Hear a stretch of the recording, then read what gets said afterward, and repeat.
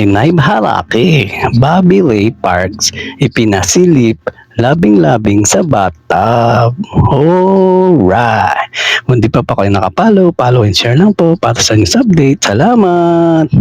Naiskandalo ang mga netizen sa pinost ni Zainab Harake sa social media kung saan makikita silang naliligo ng asawang si Bobby Ray Parks Jr. sa bathtub. Pinagpestahan ng madlang people ang mga litratong ipinost ng sexy content creator sa Facebook na tila kuha sa kanilang honeymoon. Makikita sa picture si Zainab at ang asawang Filipino-American basketball player habang magkasamang nakalubog sa bathtub. Kita sa litrato si Bobby pero legs lang ng vlogger ang kanyang pinasilip. Sa caption, binati ni Zainab ng Father's Day si Bobby Ray na inilarawan niyang pinaka-green flag na asawa. Happy Father's Day sa pinaka-green flag kong asawa. We love you so much. First Father's Day na hindi na ako yung binabati dahil meron na kaming ikaw. Sabi pa ng content creator at actress sa kanyang FB post. Narito naman ang mga nakakatuwang reaksyon ng mga netizen sa bathtub scene ng mag-asawa. Pwede ba to gawin sa patya? New wishlist bathtub. Wow, hanip na posisyon. Kawawa ang bathtub. Hehe, Sere and Zainab. Natalo na naman kami kasi wala kaming bathtub. Drum at batya lang. Saving for the bathtub. I deserve it.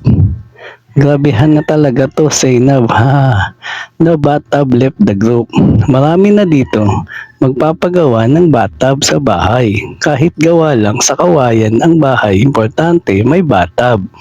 Nauna rito sa kanilang YouTube channel, ibinahagi ni Zainab at Bobby Ray Parks ang halos 1 oras na video na naglalaman ng ilang highlights sa kanilang wedding. Ayon kay Zainab, nagpapasalamat siya sa kanyang groom dahil ito raw ang tumulong sa muling pagkakabuo ng nawasak niyang puso. When the first met, I was not looking for love.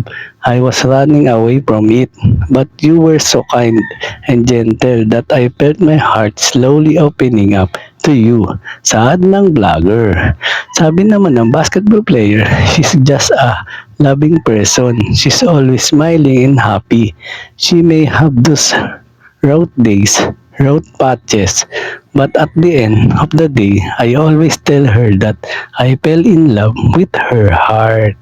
Mensahe pa ni Zainab sa wedding vow niya sa asawa, I will choose you every day, even on the days when it hard.